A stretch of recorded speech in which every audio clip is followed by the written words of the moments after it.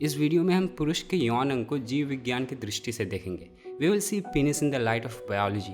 उसके इतिहास को देखेंगे, क्या है, क्यों है, ज़रूरत क्यों पड़ी इस चीज़ की। पेनिस पे बात करने से पहले हमें रिप्रोडक्शन पे बात करना होगा, क्योंकि पेनिस इस बड़े रिप्रोडक्शन के खेल में एक इंस्ट्रूमेंट है, एक डिवाइस है, इससे ज़्यादा कुछ भी नहीं। वैसे रिप्रोडक्शन क्या होता है ये हमें पता है। रिप्रोडक्शन एक तरीका है, एक उपाय है जिससे जीवित पदार्थ खुद को अब तक बरकरार रख पाया। जीवन कब शुरू हुई? 3.7 बिलियन साल पहले। इतने संकट आए, इतनी आपदा आई, चीज़ें तहस नहस हुई, लेकिन अगर आज भी आपको जीवित पदार्थ धरती पर भटकते दिख रहा है तो वो रिप्रोडक्शन के कारण ही हो पाया है। रिप्रोडक्शन जैसा कि शब्द से ही पता चलता है, फिर से बनाना। तो हम सब ने पढ़ा है कि दो तरह की रिप्रोडक्शन होती है, एक एसेक्सुअल रिप्रोडक्शन और दूसरा सेक्सुअल रिप्रोडक्शन। एसेक्सुअल रिप्रोडक्शन जहाँ एक ऑर्गेनिज्म से ही दूसरा बन जाता है, और दूसरा सेक्सुअल रिप्रोडक्शन जहाँ दो ऑर्गेनिज्म के जेनेटिक मटेरियल से नया ऑर्गेनिज्म बनता है, जैसे हम। लेकिन अगर आप देखो तो जो अल्टीमेट है, जो एक्चुअली हो रहा है, जो जीवित चीज़ों को बड़ा कर रहा है, वो एसेक्सुअल रिप्रोडक्शन है। जब गैमेट्स फर्टिलाइज हो जाता है, जब जायगॉट बन जाता है सेक्सुअल रिप्रोडक्शन में, तो वहाँ से जायगॉट भी एसेक्सुअली रिप्रोड्यूस करता है, मल्टीप्लाई करता है, डिवाइड करता है, फिर बॉडी फॉर्म आता है। और ये ज़िंदगी भर होती है एसेक्सुअल रिप्रोडक्शन हमारे अंदर। अपने अगल बगल आप देखो, हर वो चीज़ जो जिंदा है उसके अंदर सेल्स रिप्रोडक्शन ही हो रहा है। यहाँ जब से जीवन शुरू हुए तब से सिर्फ रिप्रोडक्शन ही हुआ। हम लोग सब जीते जागते चलते फिरते रिप्रोडक्शन फैक्ट्री है। इसी चीज़ को डीएनए के पॉइंट ऑफ व्यू से रिचर्ड डॉकिंस बोलते हैं सर्वाइवल मशीन। हम लोग अपने अंदर के डीएनए को प्रिजर्व करते हैं, फिर पास ऑन करते हैं, और फिर हमें डिस्कार्ड कर दिया जाता है, मर जाते हैं हम। इसलिए जो ऑर्गेनिज्म सेक्सुअली भी रिप्रोड्यूस करता है वो बनता तो ये सेक्सुअल रिप्रोडक्शन के द्वारा ही। और सेक्सुअल रिप्रोडक्शन का अर्थ भी इतना ही होता है, एक सेल और स्पर्म सेल के साथ आके फर्टिलाइज होना। अब चाहे इसे कोई वाइफ में करे, सरोगेट मदर में करे, टेस्ट ट्यूब में करे, अंडा में करे, या यहाँ से स्पर्म और एक सेल ले जाके जुपिटर में करे, it is still sexual reproduction. और हमारे बायोलॉजिकल सेक्स का भी इतना ही मतलब होता है कि आप कैसे अपने डीएनए को पैक करते हो। सेक्सुअल रिप्रोडक्शन के दौरान आप अपने डीएनए को कैसे पैक करके भेजते हो बच्चा बनाने के लिए। अगर आप स्पर्म सेल में भेजते हो तो आप मेल हो, अगर आप एग सेल्स में भेजते हो तो आप फीमेल हो। पीनिस और वजाइना कोई स्टैंडर्ड ऑर्गन नहीं है ये पता करने के लिए कि कौन मेल है और कौन फीमेल, क्योंकि आपको एनिमल किंगडम में ऐसे भी स्पीसीज़ मिल जाएंगी जहाँ फीमेल के पास पीनिस लाइक स्ट्रक्चर होता है और वो मेल में डाल के स्पर्म निकालती है अपने एक सेल तक लाने के लिए।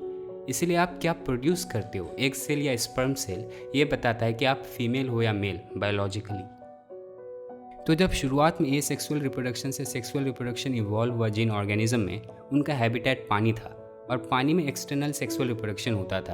अभी भी ज़्यादातर एक्वेटिक एनिमल एक्सटर्नली ही फर्टिलाइज करता है। फिश, एम्फीबियन, ये भी सेक्सुअल रिप्रोडक्शन करता है, लेकिन सेक्सुअल इंटरकोर्स नहीं। यहाँ मेल भी स्पर्म सेल बाहर रिलीज़ करता है और फीमेल भी अपने एग सेल्स को बाहर रिलीज़ करती है, और बाहर ही पानी में एग सेल और स्पर्म सेल साथ आके फर्टिलाइज होता है और बच्चा बनता है। लेकिन ज़मीन पे ज़िंदगी के विस्तार के लिए दो चीज़ों का इवॉल्व होना ज़रूरी था। एक तो ऑक्सीजन हवा से लेने का ऑर्गन, पानी में गिल्स के थ्रू ऑक्सीजन लिया जाता है, लेकिन ज़मीन पे तो ऐसा कोई टिश्यू या रेडिमेंट्री ऑर्गन का इवॉल्व होना ज़रूरी था जो हवा से ऑक्सीजन को यूज़ कर सके, बेसिकली लंग्स।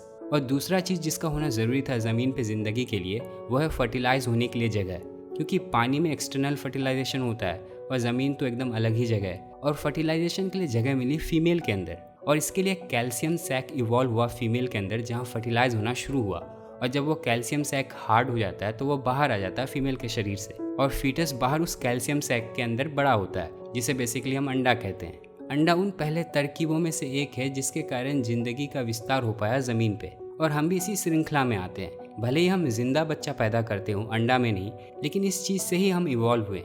इनफैक्ट हर वो ऑर्गेनिज्म जहाँ फर्टिलाइजेशन शरीर के अंदर होता है उसे हम एमनियोइड ग्रुप कहते हैं, हम भी इसी ग्रुप में आते हैं।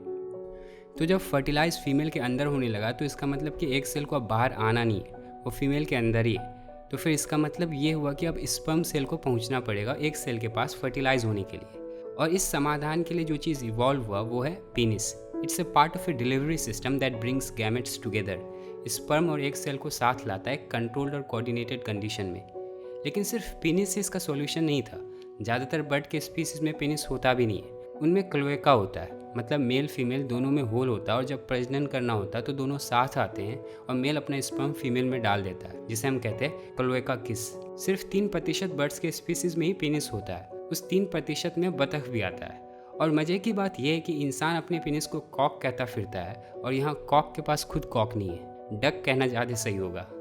तो पेनिस जो है वो प्राइमरली गैमेट डिलीवरी डिवाइस है, एक मैकेनिज्म है जिससे स्पर्म सेल और एग सेल एक साथ आ सके और रिप्रोडक्शन हो सके, एनिमल लाइफ फैल सके ज़मीन पे भी।